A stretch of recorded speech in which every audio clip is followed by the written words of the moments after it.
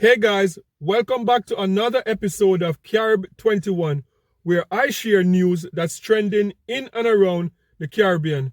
So in today's video, I'd like to talk about two topics. Number one, Afrobeat superstar Tems addressed Buju Banton on a statement that Buju Banton made a few weeks ago while on Drink Champs about Afrobeats and the contribution to the continent of Africa. The second thing I would like to address is the Governor Lieutenant Stitchie, reggae gospel icon, fighting for his life in hospital. Those were the two videos that were trending earlier this week. Let's talk about it. So a few weeks ago, while on the popular podcast Drink Champ, Buju Banton made a very controversial statement that set the internet on fire when he mentioned Afrobeat and its contribution or lack of contribution to the struggle of Africa.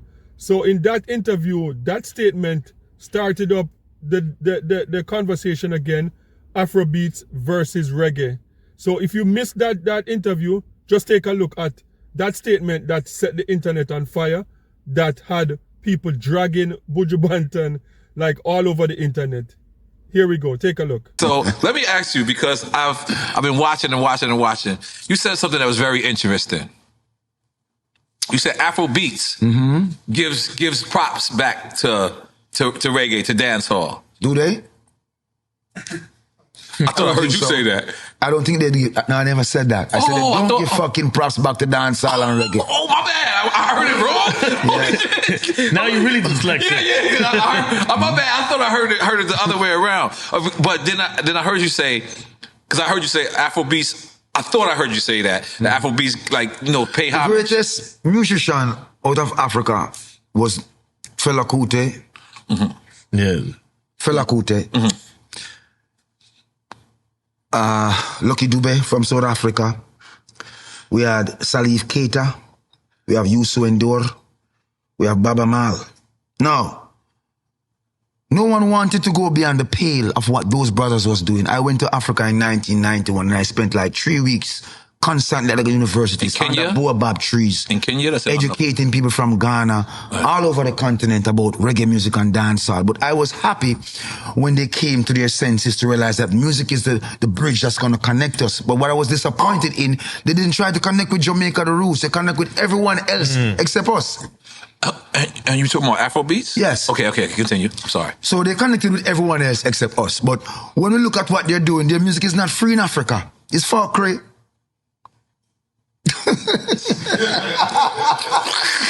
I didn't know what to say. The music needs to free Africa. If I am all the way in Jamaica and my country and my people fight for free your continent with word, sound and power, and you have the ability now and all you're singing is fuckery, you don't sing a song to free Africa all now. We need them bringing this to the forefront of your mind, but we desire more from them. You want the money? Go get it.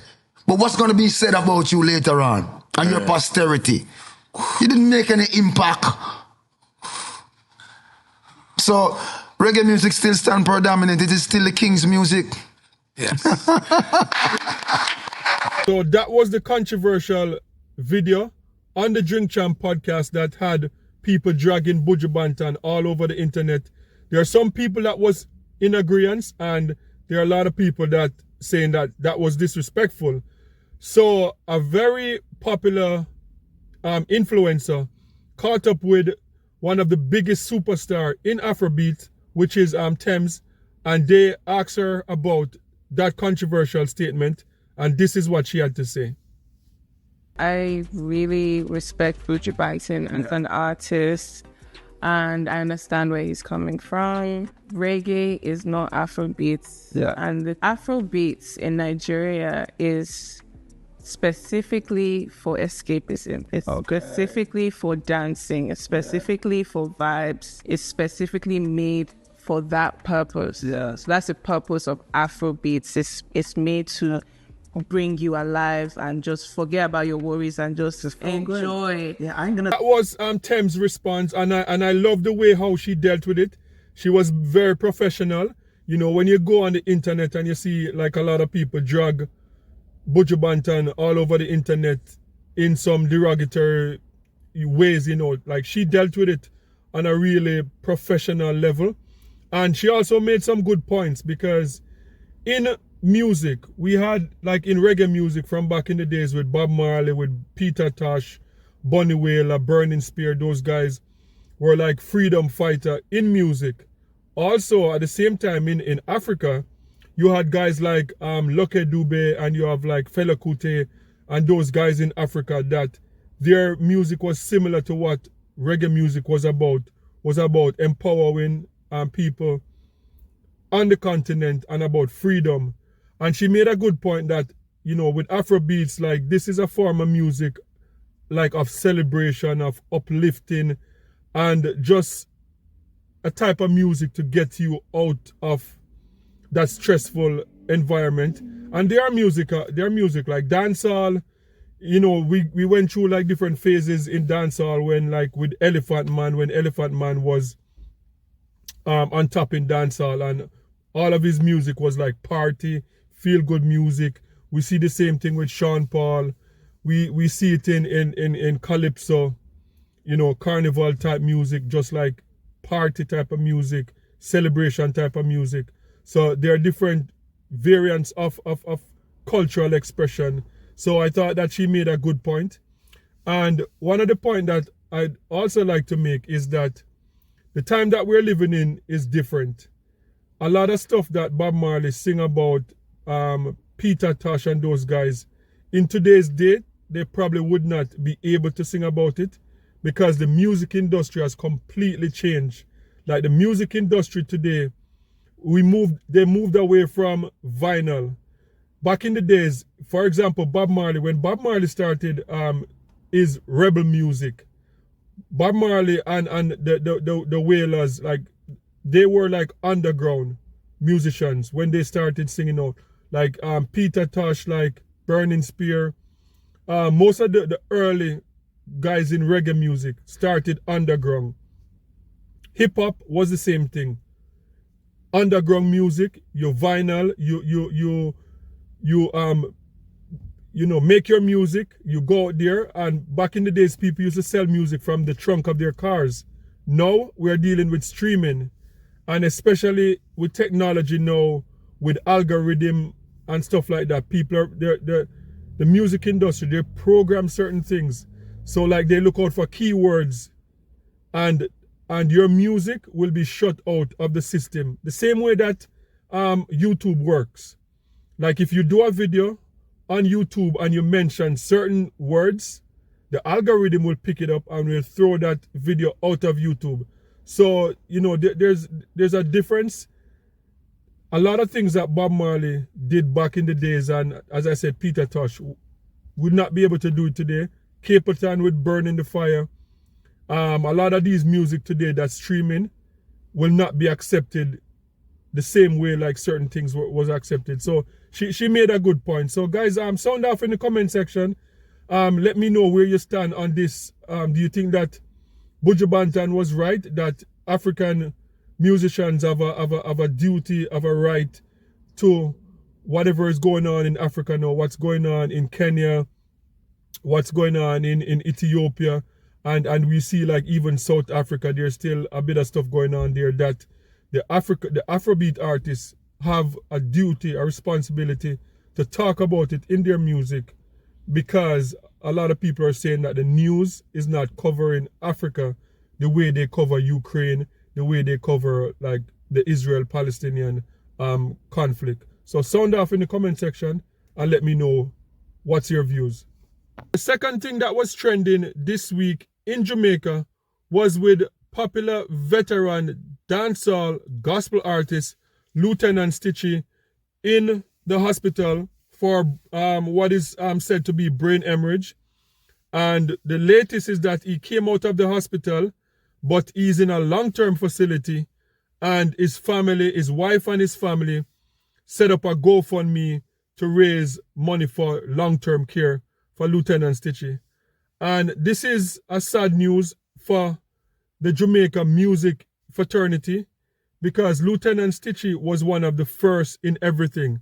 Lieutenant Stitchie was one of the first dancehall artists to do like a music video in Jamaica when Lieutenant Stitchie did the song about Young Girl Wear Your Side and Rastaman Face a Type of Living. Those two songs were two of the first dancehall songs on video in Jamaica. Lieutenant Stitchie went on to be one of the first dancehall artists to be signed to an international label. I think it was Atlantic Records. So, and also Lieutenant Stitchie was one of the first dancehall artists to go to gospel music and to gain success within the gospel music industry also as a dancehall artist, and pretty much helped to change gospel music in terms of dancehall gospel in Jamaica. So it's very sad to see that, you know, a GoFundMe now has to be set up to take care of him. And this is not new in dancehall or reggae.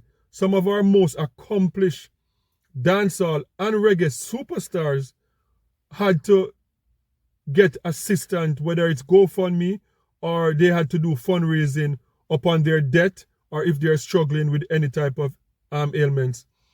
And what is interesting with this story is that we saw this week trending Sprague Benz coming out on social media urging the Minister of Culture and Gender, the Honorable Babsy Grange, to fast track and try to set up a fundraising concert to help Lieutenant Stitchie with his recovery.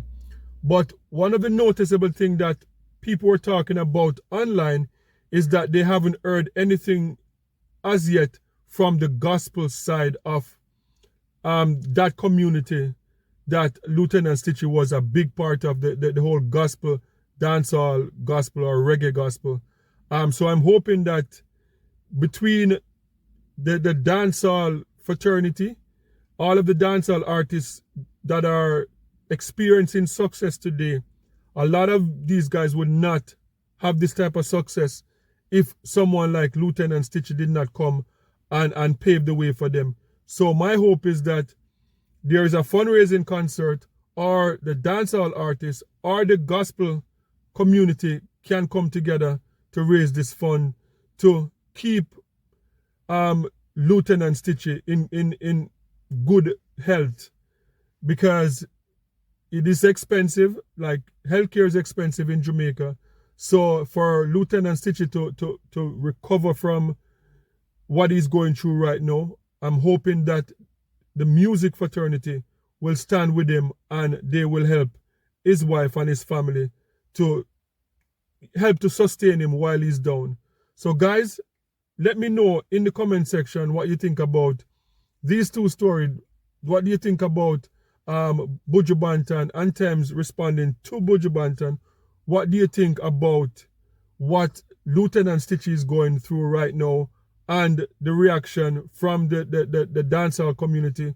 And what do you think? Do you think that the Minister of Culture and Gender should step in and help out Lieutenant Stitchie?